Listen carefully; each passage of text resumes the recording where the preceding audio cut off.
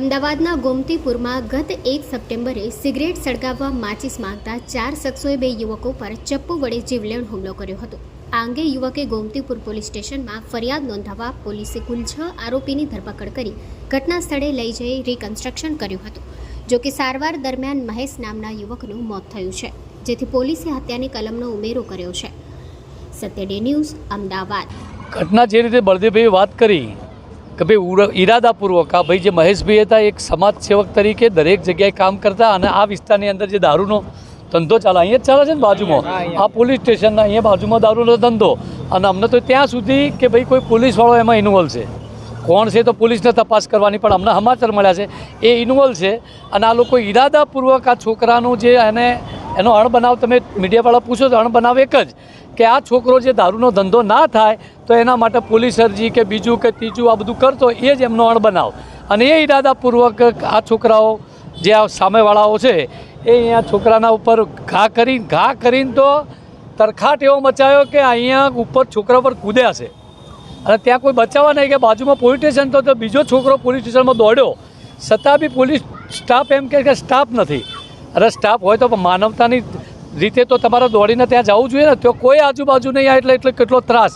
અને home minister જો આપણા એવી વાત કરતા હોય કે ગુજરાતની અંદર તરખનું ના ફરકે તો આ તો મર્ડરો થાય છે, આ તો યુપી છે, તો આનું તાત્કાલિક જેવી રીતે બળદેવભાઈએ કીધું કે ભાઈ તાત્કાલિક આને મર્ડરનો કેસ દાખલ કરે અને બીજું તાત્કાલિક આ ફાસ્ટ ટ્રેકમાં ચાલી જાય અને એના ઘર બર જે બી હોય સરકારીમાં જે ખોટી મિલકતો પચાયેલી હોય એ પાડવામાં આવે ને આજ પછી આવા બનાવો ના બને એવું ગુજરાતના હોમ મિનિસ્ટરને કહેવામાં આવે છે। અમે પોલીસ પાસે જઈએ છીએ, અત્યારે સાહેબને મળવાના છીએ, અમે એમના ઉપર આશા રાખીએ છીએ પોલીસ તંત્ર ઉપર।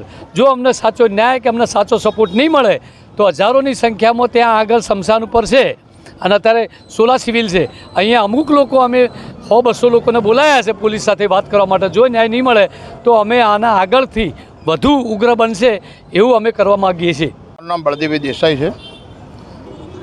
આજથી 4 દિવસ પહેલાં આ વિસ્તારની અંદર આપણે જે સ્થળ ઉપર ઊભા છીએ ત્યાં બાજુમાં જ મહેશભાઈ દેસાઈનું મર્ડર થયું છે, એટલે અમારા સમાજની અંદર આ મેસેજ 4 દિવસથી ફરતો હતો સોશિયલ મીડિયા તેમજ તમારા પત્રકાર મિત્રોના ન્યૂઝની અંદર। તો એમના ઉપર એક ઘાતક હુમલો કર્યો હતો અને એક મર્ડર કરવાના હેતુથી જ કર્યો હતો, જે હેતુ આજે એ લોકોને પાર પડી ગયો છે કે જે મહેશભાઈ આપણી વચ્ચે આજે રહ્યા નથી। તો મહેશભાઈની એક નિર્દોષ વ્યક્તિ હતા, મહેશભાઈ એક સેવાભાવી વ્યક્તિ હતા, માનવ સમાજ હોય કે અબોલ પ્રાણી હોય એમની પણ પોતે સેવા કરતા એવું જાણવા મળ્યું છે। અને અહીંના આ વિસ્તારના બુટલેગરો હોય કે લુખ્ખાની ભાષામાં કહો તો એ લોકોએ આટલા વિસ્તારની એવી ધાક હતી, એમને પોતાની અંદર એક એવું હતું કે કંઈક અમિત સિંહે એવું સમજી અને મહેશભાઈને ઘાતક હથિયારોથી એમને પોતાનું મર્ડર કરી દીધું છે। તો આજે અમારા સમાજે આક્રોશ છે, આજે હજારોની સંખ્યાની અંદર સમાજ અહીં ગોમતીપુર પોલીસ સ્ટેશન આગળ ઉમટ્યો છે। જો મહેશભાઈને ન્યાય નહીં મળે તો સમાજ ઉગ્ર આંદોલન કરશે। એટલા માટે અમે અધિકારીઓ સાથે તેમજ પોલીસ સ્ટેશન સાથે ચર્ચા કરવા માટે આવ્યા છીએ કે ભાઈ અમારા મહેશભાઈની લાશ અમે આજે હાલે પોતે હોસ્પિટલની અંદર છે, પણ લાશ લેવાની સમાજ ના પાડે છે કે ક્યારેય અમે લાશ લઈશું નહીં। પહેલાં અમને ખાતરી આપે ડિપાર્ટમેન્ટ કે અમે ક્યાંય કાચું નહીં કપાય અને આ લોકોને કડકમાં કડક સજા મળે, એમની ગવર્મેન્ટ જગ્યા ઉપર એમની પોતાની મિલકતો હોય તો મિલકતની ડિમોલેશન થાય અને આ કેસ ફાસ્ટ ટ્રેક ઉપર ચાલી જાય અને તાત્કાલિક રિઝલ્ટ આપી અને ગુજરાતની જનતા તેમજ ગુજરાતની સુખાકારી માટે એક ડિપાર્ટમેન્ટ દાખલો બેસાડે અને તમામને વિશ્વાસ જાગે એવો વિશ્વાસ આપે તો અમે આ લાશ લેવા તૈયાર છીએ, નહીં તો લાશ લેવાની નથી। મારું નામ સાક્ય ભાવેશ કેદારસિંહ। બનાવ 2 તારીખે બન્યો હતો ને રાતે 4:30 વાગે 4:45 વચ્ચે બનાવ બન્યો છે। હું મેદાનમાં હતો, સિગરેટ પીવા ગયો હતો, તો મેં બાબુ જોડે માચીસ માંગી તો એ લોકો પીવા બેઠેલા હતા, 4 જણા હતા પીવામાં। તો એ ગાળો ગળો જ કરી, તો મેં કીધું કે તું ગાળો ના હાલ, તો એ ડાયરેક્ટ કૂતરીને મને ધક્કો માર્યો અને પછી મારા જોડે હાથ ચાલાકી કરી। તો હું ત્યાંથી દોડીને અહીંયા રોડ ઉપર આવ્યો તો મને મહેશ મળ્યો। તો મેં મહેશને આ બધી વિગત બતાવી કે મારા જોડે આવું થયું।